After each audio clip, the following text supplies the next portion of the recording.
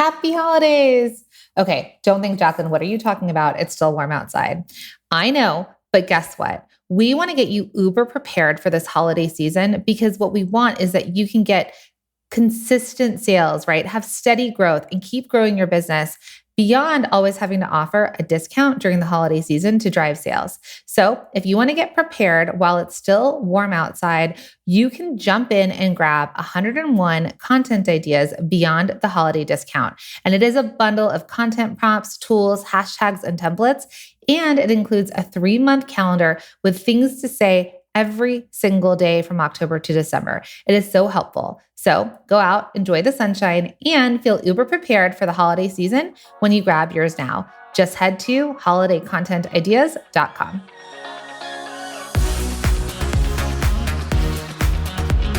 Welcome to the Product Boss Podcast, where we're dedicated to helping product-based business owners turn into revenue-generating, successful, happy product bosses.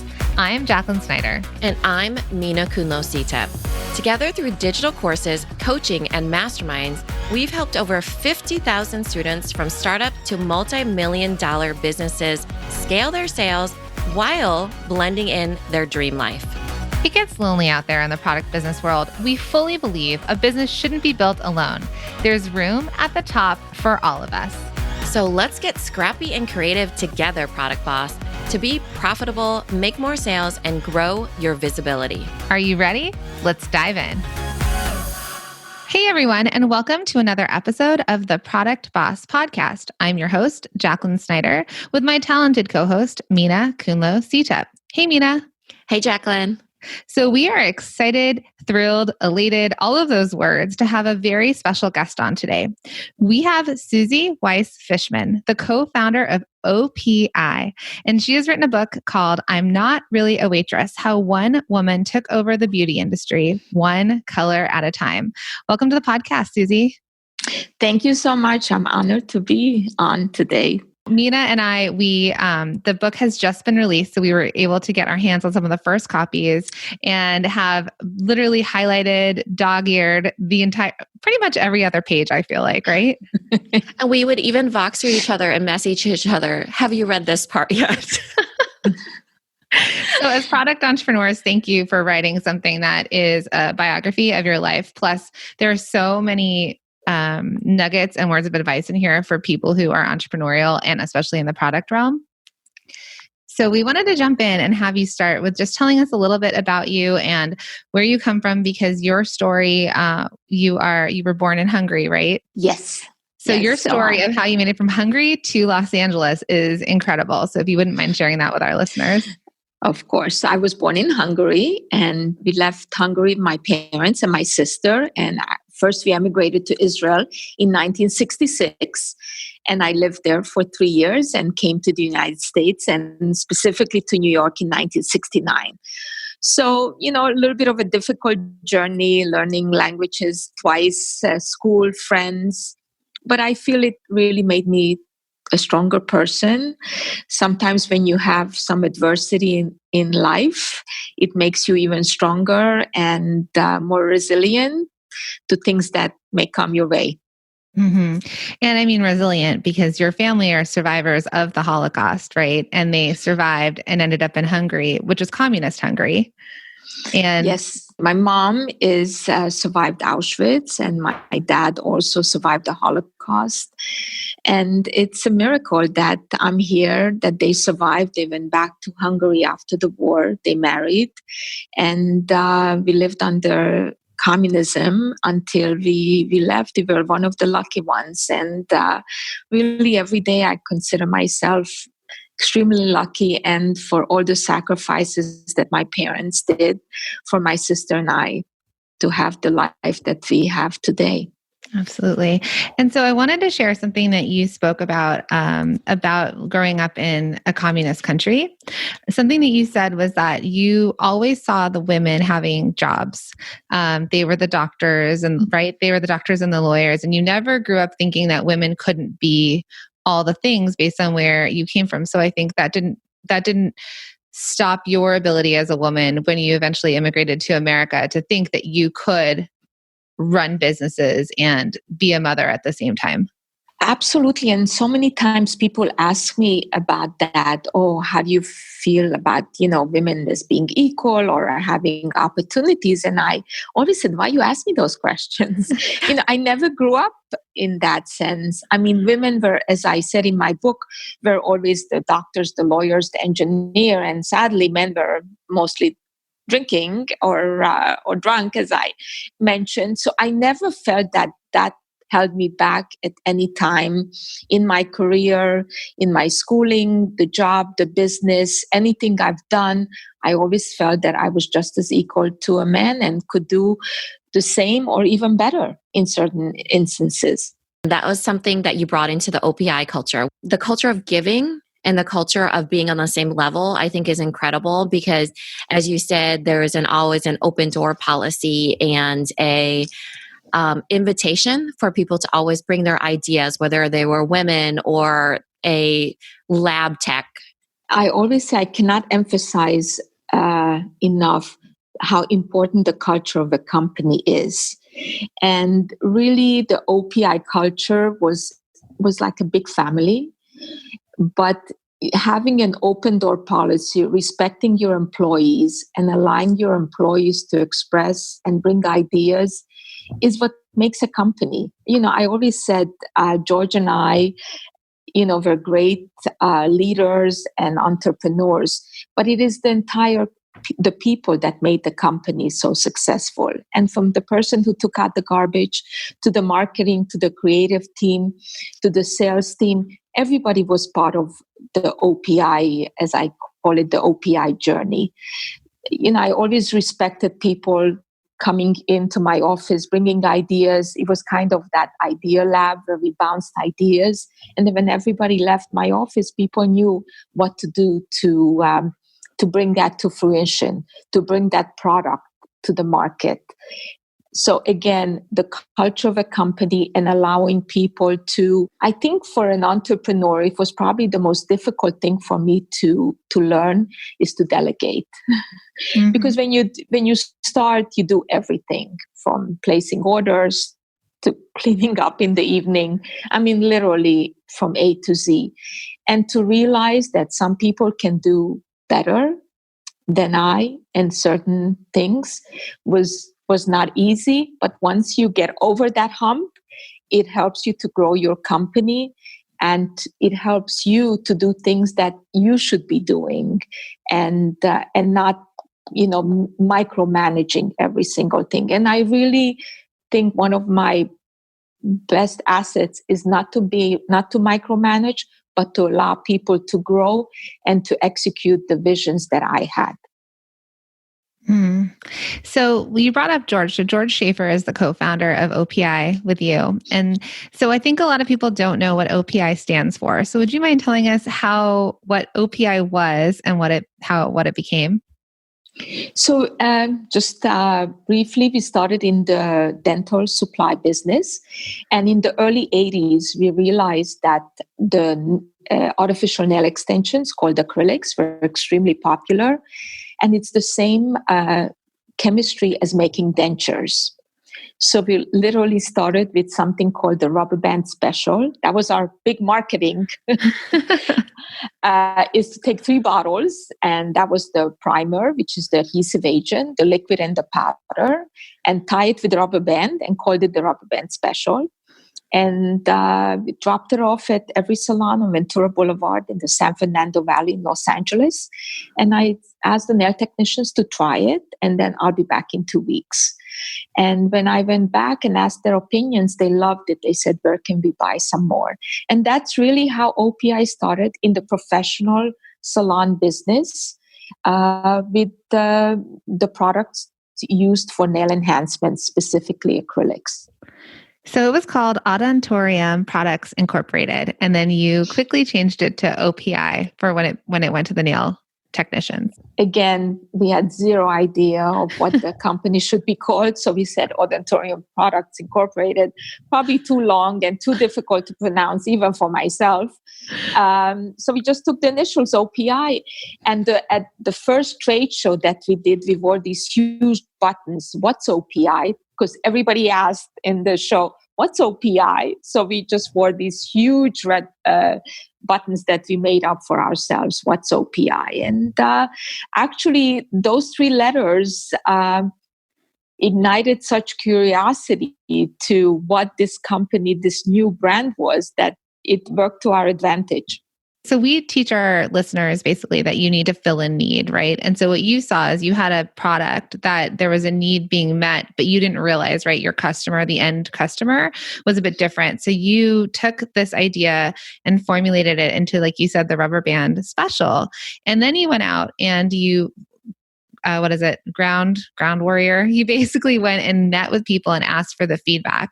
And I think that's just so important for everyone to think about, because even though a lot of business isn't done in person anymore in a lot of ways, unless you're going to trade shows, you still have the ability to educate your customers on a new product at market and how you just put a rubber band around it. So many people get stuck on that packaging, but you're like, let's just rubber band it and see if it works and get the feedback.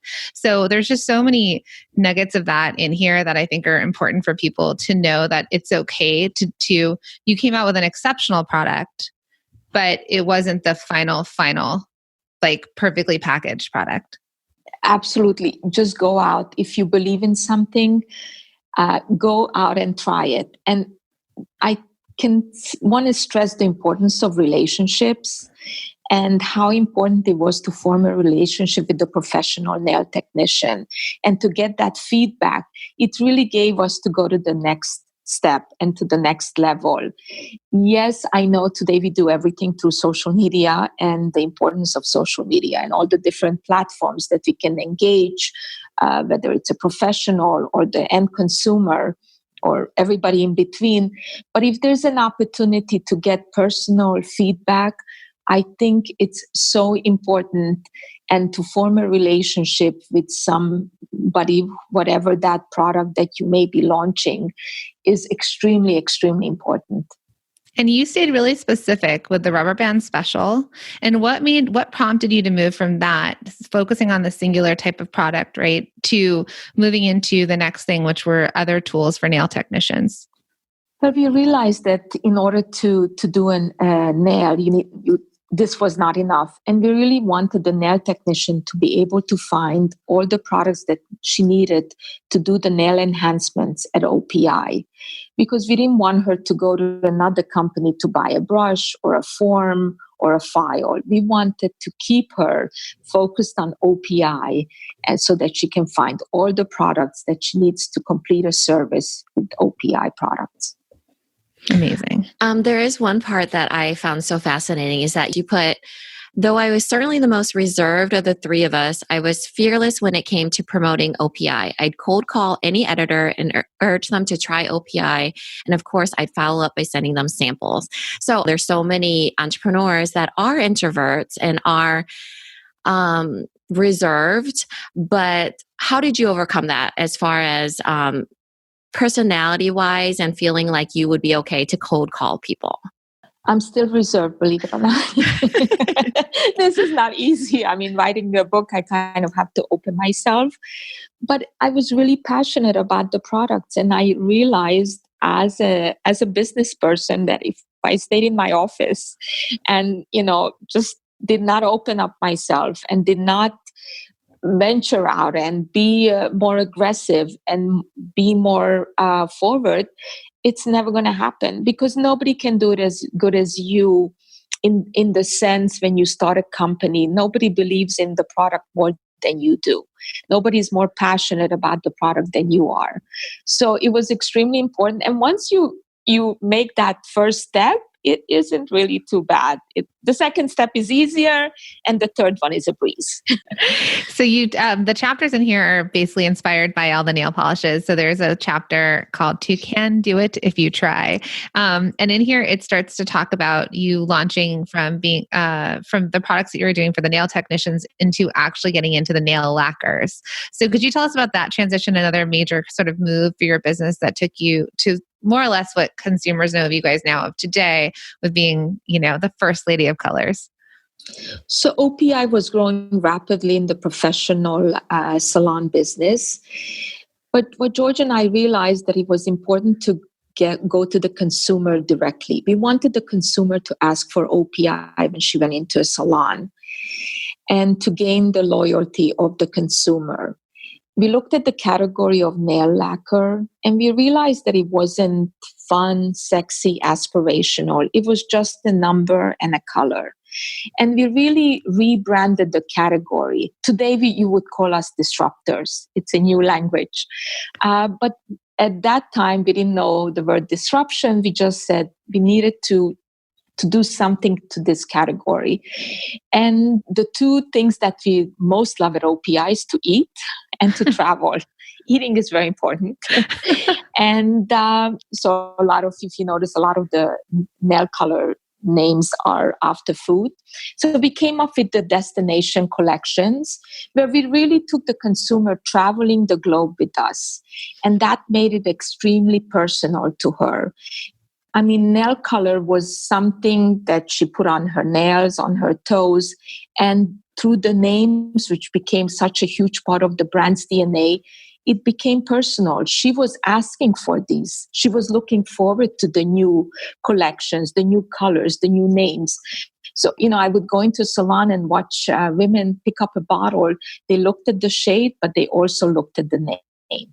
They were both so important. So it made it fun, aspirational, sexy, but most of all, very personal to the consumer. So she would ask for OPI by name. And that was a huge, huge jump that OPI took, where we really went into the consumer world globally.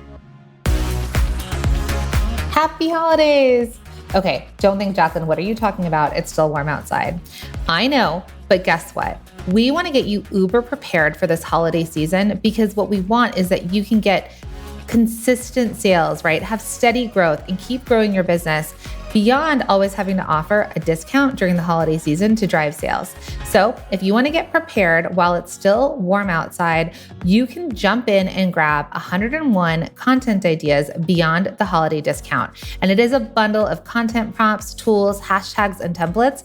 And it includes a 3-month calendar with things to say every single day from October to December. It is so helpful. So go out, enjoy the sunshine, and feel uber prepared for the holiday season when you grab yours now. Just head to holidaycontentideas.com. And you think about if you all remember some of the first times that maybe you saw OPI, you started getting your nails done, and the bottle design was very specific. So you created the bottle and the handle and the brush to be just exceptional and work well in the nail technician's hands. But then also the logo on the outside so people could recognize the bottle, the logo. And then you had to flip it over to see the color. So I don't know, Mina, I don't know, because I grew up in the Valley where this all started. So I wonder if you were in the nail salons I was getting my nails done in. Yeah, they're just as popular here for sure. And I remember constantly seeing OPI. It's a brand that's become truly an icon. And I remember flipping it over and looking at the colors. I think, Jacqueline, didn't you give birth with an one? So I was saying, I know Pinking of You was all through high school, all the dances, and then my wedding color. And I don't remember what I did for my labors, but I was told, get your toenails done because you're going to look at your feet. And then Lincoln Park After Dark is my color when I'm going to be fashionista, when I'm going to fashion shows, I get that. And I'm not really a waitress right now, but definitely, and it is, I go and I choose the color.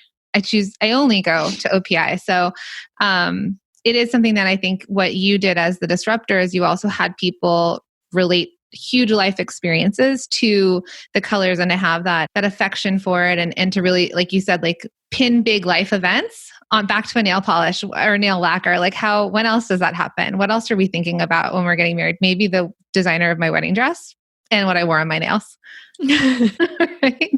I would love for you to share with our listeners the lipstick debacle of, I think it was maybe the 80s. So a lot of our listeners come out with products and they oftentimes feel the need to quickly make other products. So if they're doing really well at something, let's say making soaps, they all of a sudden feel like they need to jump into body oils or some other product. And we always tell them stay focused, double down on the stuff that's doing well, especially when you're starting to get into other formulations and things like that. So would you mind telling our listeners a little bit about what happened with lipstick? Absolutely. So I agree with you 100% that do what you do well, especially in the beginning, until perhaps the company is a little bit more mature and you're financially more stable before you venture into some new products. So at OPI, there was this huge trend of matching lips and nails. So we said, oh, great way to expand. Product expansion is to get into lip color. The only thing is we didn't do our research. We didn't know enough about lipstick formulations. And what I say is getting those little sweat marks on the lipsticks in the summer where you kind of roll up the lipstick in the case and you said, oh my God, what is that disease on the lipstick? Which was horrible. So again, launching some new products as far as weather, shipments, all those things need to be very much considered because they can cause problems, which again, we didn't do our homework. It was a total disaster. And it was also at a time when OPI was hurt financially because of this. I mean, 1 million lipsticks we had to be thrown out, which means cases, the formulation, the labor, all that went into preparing this to launch was canceled. I mean, we quickly recovered because the products were so popular and sales were strong. And of course, we refocused on what, as you said, what you know best, what we knew best, which was everything to do with nails, nail lacquer, and the professional side of the salon business, and getting into pedicure, so hands and feet. Again, I'm not against growing and launching into new products as long as you really do a homework to make sure that you're not hurt, and don't do it right away in the beginning. Make sure your company is mature and you're financially able to, should you get some problems, that you will not get hurt too much. That didn't shut your business down. You guys were able to recover. It was a hit, but that you recovered because you had such a strong product line, the core of the business. Exactly. So have a strong base before you venture into something new. Words to live by, everybody. It is. So Suzi, can you get a little bit into your partnership with George? I always encourage people to have a partner. It's, I always say there are only 24 hours in a day. It's great to have somebody that you can bounce ideas from. But I think the reason that our partnership worked so well is because each of us did our own thing. I mean, we trusted each other to do the best. George was very much into what I call infrastructure, machinery, filling lines, expansion as far as the buildings, things like that. And I was more into the marketing and creative side. Sometimes we didn't speak because we were both so busy, but we each knew what was going on. And I think that is extremely important. Again, what we discussed in the beginning is how you delegate and to make sure that some people can do things better. But George did so much better the things that I didn't do, and I did so much better the things that I knew best that he didn't do. So we didn't get into each other's ways. We discussed it, but each of us went our own ways and did what we know best. And I think that's the best way for partnerships to succeed. And in the book, you actually say two people who can do the same thing very well, maybe one too many, but two people using their respective skills and working together for a common cause have the strength of many. So I think it's because we're a partnership too. And Mina and I have done a lot of personality tests, and we are actually the exact opposite in ways that we work. So we're able to complement each other for the things that what our strengths are and maybe what our not so strengths are. That's a nice way of saying that. So because a lot of times people don't believe in partners, but I feel like even if you don't have a partner, if you're able to bring on an assistant or somebody who can complement, or like you said, take over some of the hours in the day, it's helpful. Would you mind telling us a little bit about Harris, your other, I would say maybe your life partner? So Harris was the amazing PR guru. And as I start my book, I didn't know what PR was.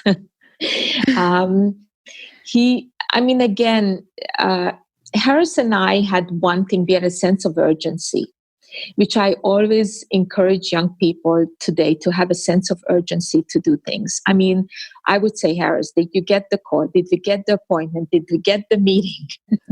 And it was then, now. It wasn't tomorrow. It wasn't 2 days from now. It was today. It was now. And I think that was such a huge part of our success. And like Harris told me, every day is a PR opportunity. When I was flying on an airplane, when I was going into the market, when I was speaking to the cashier, and when somebody complimented my nails or complimented the color, that meant start a conversation. It's a PR opportunity to promote the OPI brand. And Harris and I just had this amazing, personal, but more importantly, an amazing business relationship. And then a lot of the times you would travel together and you both have that importance of family. And I just love that about your story, how strong your family ties are. Can you talk to us a little bit more about that too? I mean, the guilt never ceased to be when I had to take a trip and your kids are saying, Mom, please don't go. And you say bye. And then for the rest of the plane ride, they forgot it as soon as I walked out the door. But of course, the guilt stays with you.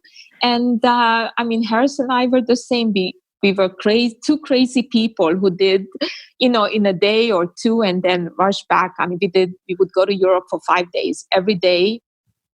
Every night we would fly to the next city, do the PR event, go to the next city so we can be home by Friday night.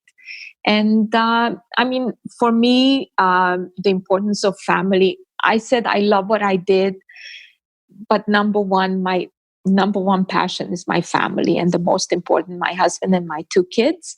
So it was something that I did. Again, not everybody, but for me, that's how it worked best, is to be home for the weekend always and to have Shabbat dinner with my family. We were saying before the call, actually, before you jumped on, that we wish we had someone like you when we were starting our businesses, because I think a new thing, you've had this business for 37 years, right? So yes, you're one of the first, you have a brand that you've built, and now there's a lot of women entering this world. They're leaving corporate. They have the ability to make way more money on their own, building their own businesses than to stay, let's say, in a job. But the thing that we struggle with as mothers and business owners, and now we both own 2 businesses, is how to be everywhere at once and where to ask for help, right? So having someone clean our house or do our laundry if we can afford that, so that we can spend our time with our kids, or Mina and I meet all over we say we kind of have an affair because we meet at hotels around the country for business meetings, but that we're able to meet each other quickly. We get in, we get out, we get home to our kids. And so having that, knowing that you can balance it as best as possible and then still build a business and still have a very strong, intact family, I think is just so valuable for everyone to hear. I agree with you, and help is extremely important. Yeah, I was very fortunate to have my family to help, my parents, my sister. I couldn't have done it without them, to be honest with you. And I encourage, other women to kind of find that balance of trying to get help if you can, as you mentioned. And it's okay to feel guilty. It's okay to have anxieties when you leave your kids. As long as, you hurry home, it will all be better. And, some of that me time I didn't have, but that was a choice I made and it was fine for me. So let's talk a little bit about what really expanded the brand globally as something, and I think this is something that we talk about. We teach on visibility and how to make connections. So people talk about influencers or micro-influencers, about co-branding, and so much of that you talk about in this. So for example, you collaborated with Coca-Cola, you collaborated with Pirates of the Caribbean and Alice in Wonderland movie. There's so many Ford motor cars. So could you tell our listeners about how, they have this product and they're doing well within their space, and then sort of how you expanded it by working with these huge other brands and companies? Yeah, so I always looked at OPI as a lifestyle brand. I never considered it just nail polish. From the beginning, it was so much more. It was, like I said, the period at the end of a sentence. It was that accent. It was that finishing your outfit or how you look. And for me, lifestyle meant I wanted OPI to be when you were watching your favorite movie, drinking your favorite soft drink, listening to your favorite artist, driving your favorite Ford Motor Company. I always said, I always used to tell my team, think out of the box. Let's think smart. Let's be smart today. Let's be different. And that thinking started this whole collaborations. And being in Hollywood, of course, the first thing was to approach a movie studio. And the first movie was really Legally Blonde with Reese Witherspoon, because it was nails. I mean, in the movie, It's perfect. There was such a huge nail scene. And after that was Alice in Wonderland. And then the studios were calling OPI and presenting all the movies. They would tell us what's coming in the next year or next 2 years, and to choose what would be ideal or inspirational for a collection. And again, for celebrities. And I always chose celebrities that nails were very important to them. We never photoshopped nails on any of our celebrities. These were genuine, real collaborations with celebrities. And each one of them, starting with Katy Perry, they loved their nails. Each time they wanted to part of the color selection with, how the process went. So that was amazing. And then I even branched out to corporate, Ford Motor Company, Coca-Cola. I mean, these are huge American iconic brands. And to be able to, for a small nail color company to be able to collaborate with them was an amazing, amazing thing. Yeah, that's so exciting to come out with all those brands, and it becomes part of pop culture and what we all aspire to be, right? We look at Katy Perry and she has this such glamorous life, and the song she sings about and everything, it becomes part of our life too. Absolutely. And, we touched, as you mentioned, pop culture, and we touched it in so many different ways. I remember telling the story when I was in London presenting to Barbara Broccoli for the Bond franchise, and each of the brands that are in the movie had to present to her. And it was Pepsi or Coca-Cola, I should say, and Range Rover on Omega watch. And there I was, OPI. And the rest of the presenters, I mean, they could have been working for another brand the week before. The passion in when I presented and how I viewed the collaboration and the integration into the movie really made OPI into this brand that everybody wanted to be part of their collaboration, because we offered the audience of women. For example, with the Bond franchise, it was men, it was sex, it was a car chase, but they wanted the women to focus on the women audience, and OPI could bring that audience to the movie. And those were the things that really changed how these movie studios or these companies viewed OPI as what you can deliver. And I think that's important for any brand that's launching, or some new brands, of how they can improve other companies' kind of out of the box focus. So the Suzi's picks, so you would come out with 12 nail lacquer colors, and maybe you'd be presenting the collection in January and February. And I think Harris and you decided that it would be a good idea to pull out Suzi's picks, so some colors that you could talk about again to the press. So you're able to take the same collection and re-promote it and keep that sale of that collection going, to kind of add more fuel to the fire, and so that you didn't have to always innovate and create new colors monthly. Like in fashion, people have to do things monthly. So I think that worked really well, because you still do Suzi's picks to this day, right? Yes, absolutely. It's very, very important that when we launched the collection and we presented 12 shades, how do we come 2 weeks later and, as you said, pick out Suzi's picks and present those shades again to kind of renew the interest in the collection, and then come again. And, I was the person who people could relate to Suzi. It's like, who is Suzi? People knew I was the one who created the colors. I was one of the people who helped name the shades. So I was that genuine person who created this. And to the editors and to the influencers and everybody, this was extremely important. So again, 12 shades, representing it, presenting it again, pulling out different sections of a collection to make it more important as the time went on before the next collection came out. And then one thing that you said was OPI created an instant classic by connecting to women on an emotional level, by making nail color personal and relevant to women's lives. And this is the kicker, by elevating nail color from a product to an experience.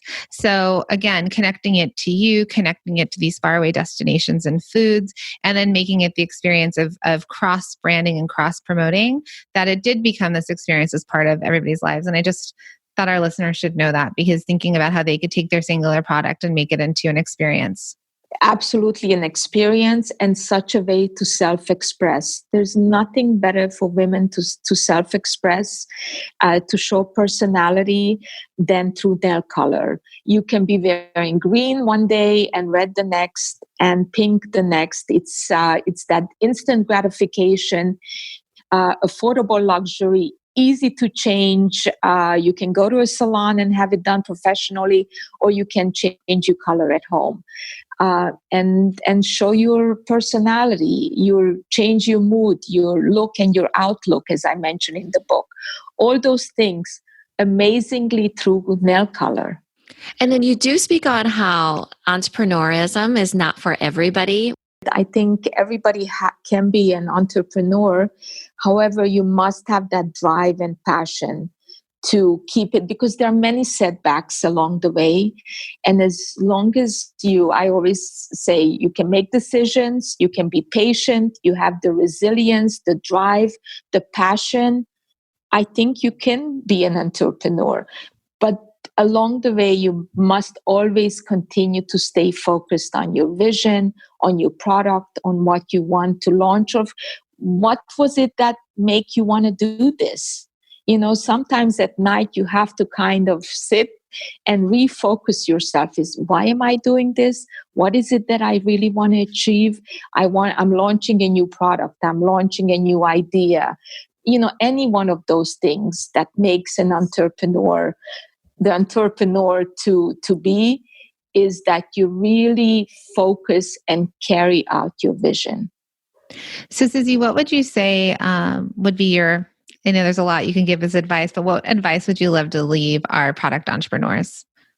People ask me what was my greatest success. I said, I made decision. I've been patient. I'm very disciplined. I have a drive and a focus, and patience. Patience is the virtue that is a must for successful people. And many times I say, don't jump around.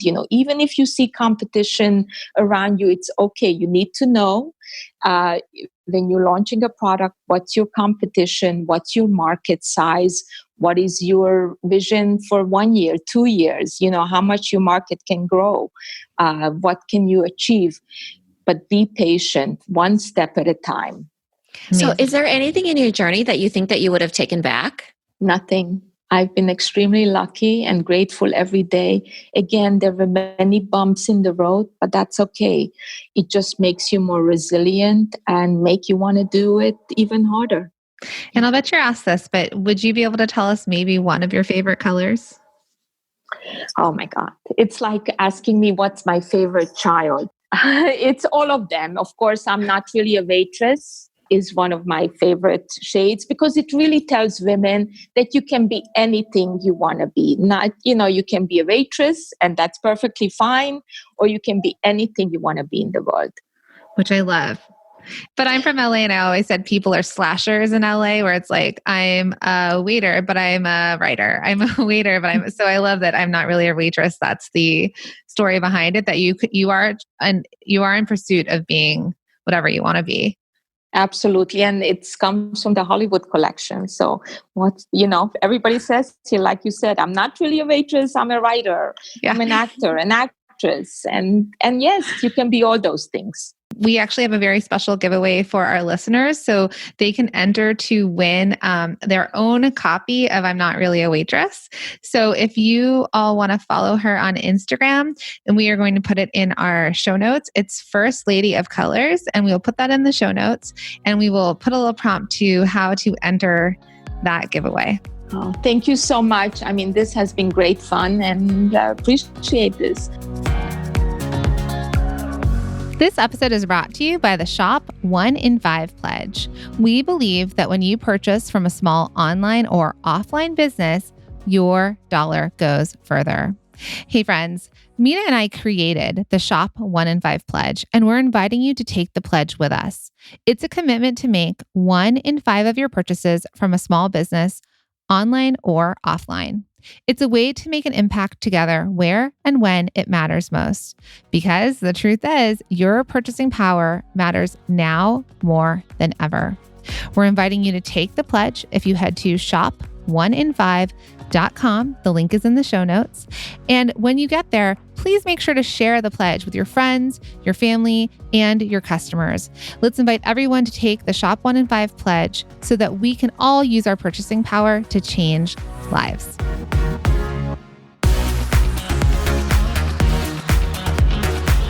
Thank you for being here and listening all the way through the Product Boss podcast. If you love our show and it has helped you in any way in your business, would you mind doing 2 things for us? Subscribe to the show so you never miss an episode and leave us a review. Reviews help other product entrepreneurs know that this is the place to be to grow their businesses and realize that they're not alone. And we know that you all know that a 5-star and honest review helps you sell more products to more people. So you know that your reviews help us reach more listeners around the world.